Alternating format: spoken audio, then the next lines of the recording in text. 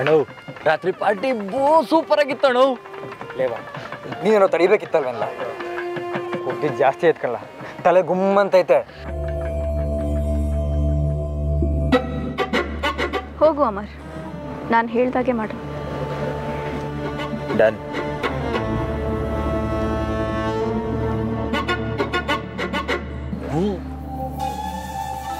ಏನು brother, night ಪಾರ್ಟಿಗೆ ನನ್ನೇ ಕರೆದಿಲ್ಲ?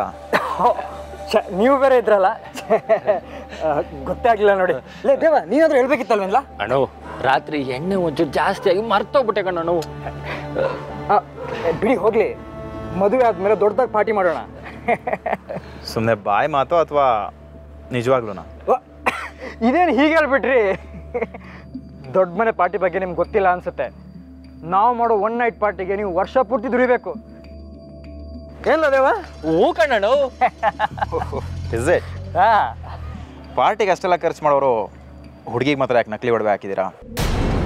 ಚಿನ್ನದೇ ಹಾಕ್ಬೋದಿತ್ತಲ್ವಾ?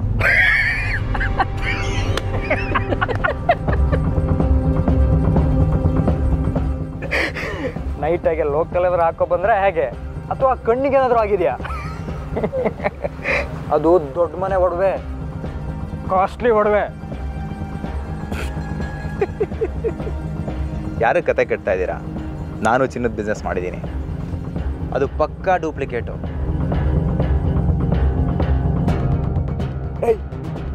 ತಲೆಗೆಲೆ ಕೆಟ್ಟಿದೆ ಹಾಗೆ. ತಾಯಿ ಹಾಕ್ತಿದ್ರು, ದೇವರಿಗೆ ಹಾಕೋ ಒಡವೆ ಅದು.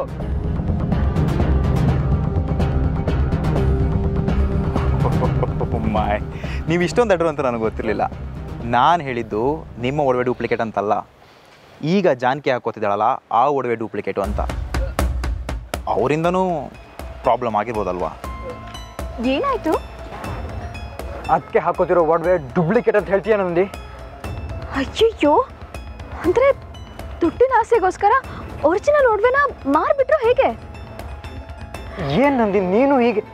ಇನ್ನೇನ್ರಿ, ಅಮರ್ ಗೋಲ್ಡ್ ಬಿಸ್ನೆಸ್ ಮಾಡಿದಾನೆ, ಇವನು ಯಾಕೆ ಸುಮ್ಮನೆ ಏನೇನೋ ಹೇಳ್ತಾನೆ? ನನಗೆ ಯಾಕೋ ಹುಡುಗಿ ಮನೆಯವ್ರ ಮೇಲೆ ಡೌಟಪ್ಪ.